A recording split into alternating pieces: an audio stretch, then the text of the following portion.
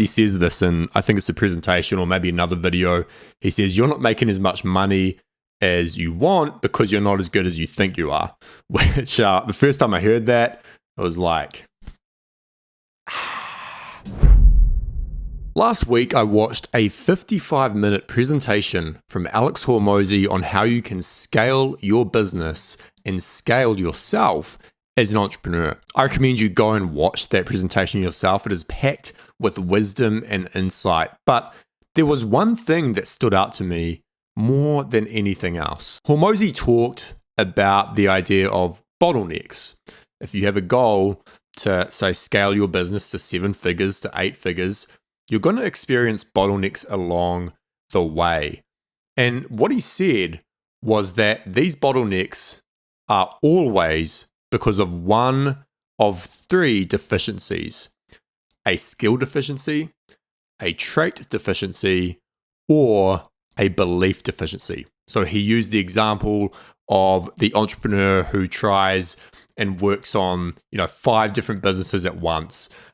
They fall into what he calls the niche or niche slapping fallacy, which is that if you throw everything at the wall and you have a bunch of different projects going on, that one of them has got to stick. When you do this, you're falling into a trap because of a lack of focus. A lack of focus is a trait deficiency. Okay? Now, this blew my mind because what it does is that it provides such a simple mental model and framework for dealing with things that are in your way, for dealing with the bottlenecks. All you need to do is step back, ask yourself, what is the deficiency here and how do I fix it? So in this video, what I'm going to share with you is how to do exactly that. I want to expand on Hormozi's point about the 3 deficiencies causing bottlenecks, and I want to help give you some tools to do this in your own life or your own business. It doesn't matter whether you're a business owner or you're working a job, you can still apply these principles, okay? So let's get into it. In Ray Dalio's book, Principles, he talks about the 2 U's and your machine. Basically, he says to think of yourself as a machine, operating within a machine, and know that you have the ability to alter your machines to produce better outcomes. Now, as the designer of the machine, any skill, trait, or belief deficiency is going to affect your ability to both design the machine, but also act inside the machine. So let me give you an example of this. Let's say that you want to teach people how to play guitar, and it's your dream to do this full time. You want to become a full-time guitar teacher, you want to quit your job, and you want to do this as a business that sustains your lifestyle. But let's say you have a belief that the market is too saturated, that there's too many people teaching guitar, and there's no way that you could just come along and do this full-time. That's a belief deficiency. And so as you design the machine, this belief comes into your mind. You think, I'm not going to be able to do this full time, but perhaps I could get some local clients and maybe supplement my income. So first of all, the machine that you're designing, the outcome that you want, or the outcome that you design is already limited because you've told yourself that you can't achieve X. So instead, you're going to achieve this thing that's below X. So you've got a belief deficiency there. But let's say you overcome that belief deficiency, that you think, well, yes, the market's saturated, but I can come up with my own niche inside that market. So you do that. And then what happens is you're just lazy. So you just don't do the work. You've got this plan laid out step by step. You've got the desired outcome. You've even got the belief. There's no deficiency there, but you just don't do any work. Your work ethic is non-existent, and that is a trait deficiency. You just don't have a work ethic. A few months go by, you've figured out how to actually work, you've overcome this trait deficiency, but you don't seem to be getting anywhere, or you're not making as much progress as you would like, and you're encountering these bottlenecks. And it turns out you don't have much marketing experience. You don't really know how to find clients, how to advertise, how to do all these things. And so you're just not getting results. And that's because you have a skill deficiency. And so you need to overcome that skill deficiency. So you can see how these three deficiencies play out in this example. There's a belief, there's a trait, and there's a skill that all need to be overcome. And for you, in your current position or situation, you might be dealing with just one of these. It might be a belief deficiency. It might be a skill deficiency. It might be a trait deficiency, or it might be a combination of all three. And it's important that you identify exactly what it is or what they are and move forward. So how do you do this on a practical, actionable level? There's 2 steps to it, and they're super simple. The first is to know where you're headed. If you don't know what your goal is and you don't have a specific outcome, you're not going to know which deficiencies and which bottlenecks are in the way of you achieving what you want to achieve. So let me give you another example here. Let's say that you have a very vague goal of making money online. That's your goal. It's 2022. You're starting the year. You might be watching this years in the future, so change the year. But you want to make money online, and so you just set this as your goal. There are 101 ways to achieve that goal of making money online. There's no path. There's no step-by-step blueprint, and so all that's going to happen is you're going to flounder around, you're going to jump from thing to thing to thing, and you're going to get nowhere. There's not going to be any bottlenecks in your way because the bottleneck itself is the goal that you have set.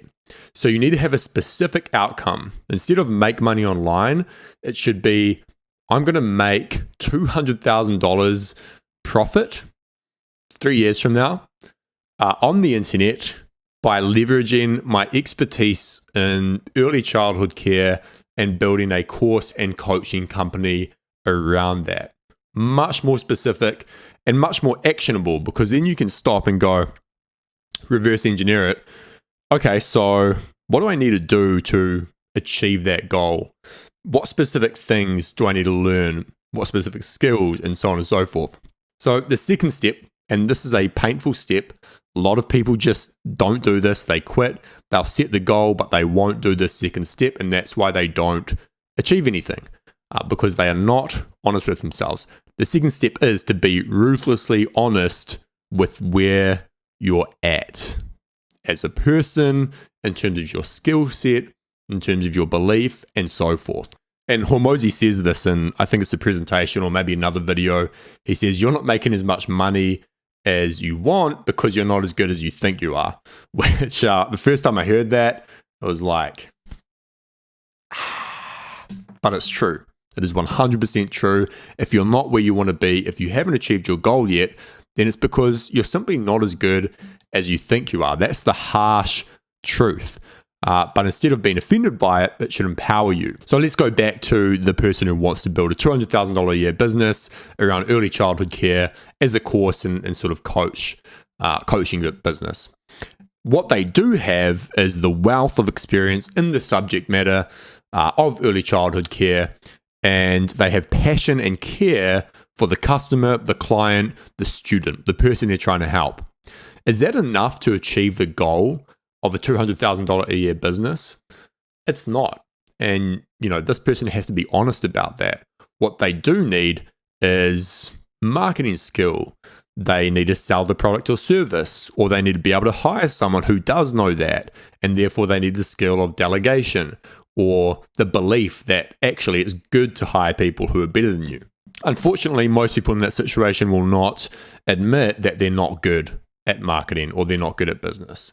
And so they will just plod along, do a bunch of stuff, post on Twitter, post on Facebook, getting no results because they can't be honest about the fact that they don't have the skills. And what they really should be doing is building up those skills as rapidly as possible.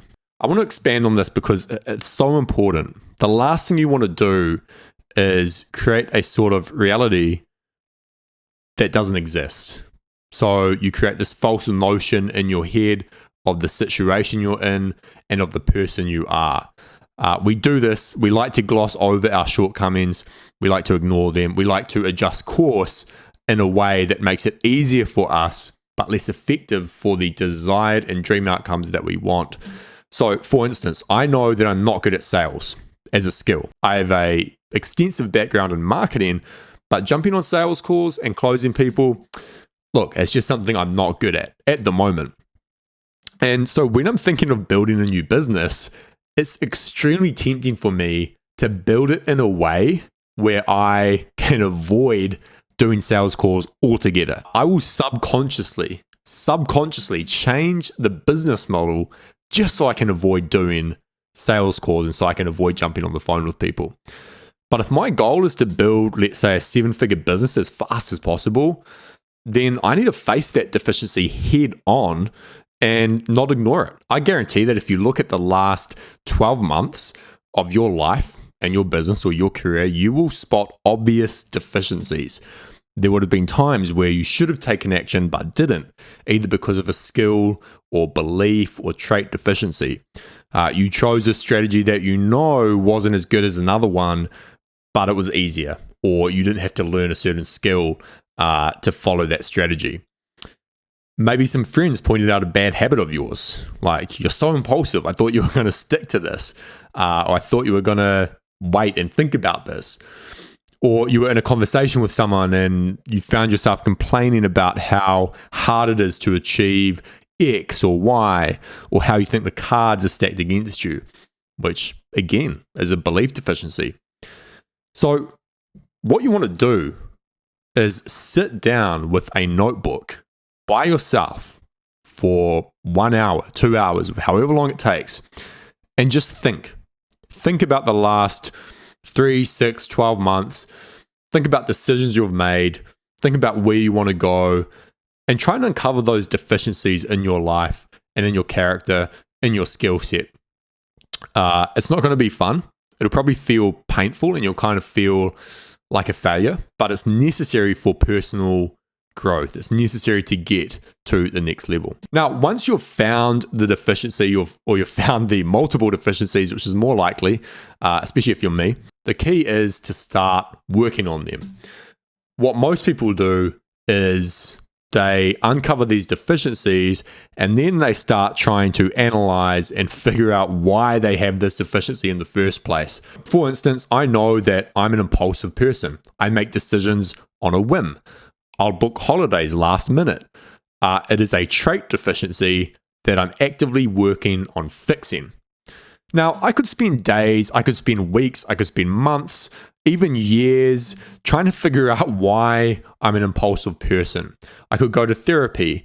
I could ask professionals, experts, do the whole thing. Is it because of how I was raised? Is it because of some traumatic event? I have no idea. Maybe it's just my genetic inclination and I need to work on managing it. Quite frankly, though, I don't think it's worth pondering for me or for you. You do not need to philosophize or analyze your deficiency to death. It's just not going to help you. You need to either fix it, you need to learn to work around it, or you need to eliminate it all together. And the faster you do this, the faster you'll forget about this part of you and move forward toward your goals. And I love this quote from a book called Straight Line Leadership. It's my favorite book in the entire world. You should read it. But what it says is this: I know what you're thinking. You're thinking, but why do I do that? What's wrong with me? Why do I stop? Don't I need to find that out? No, you don't need to figure any of that out. Why does it matter? It will only delay your progress to wallow in past theories, stories, and beliefs. You want to replace all that mental spinning with pure action. Again, you want to replace all that mental spinning with pure action. Just to recap, almost everything, if not everything in your life and standing in the way of you and your goals are these things called bottlenecks. These bottlenecks exist because of deficiencies. There are 3 categories of deficiencies. That is belief, trait, and skill. You want to figure out how to overcome these first by uncovering them, doing some introspection, analyzing your past decisions, thinking, journaling, whatever you need to do, and then figuring out a plan of action to fix them, and not, again, doing that mental spinning and trying to figure out why they exist. It just doesn't matter. So I hope this video was helpful for you. Make sure to like and subscribe if it was. Going to be a bunch more videos on topics like this. So I'd love to make sure that you check out the next one. Take care.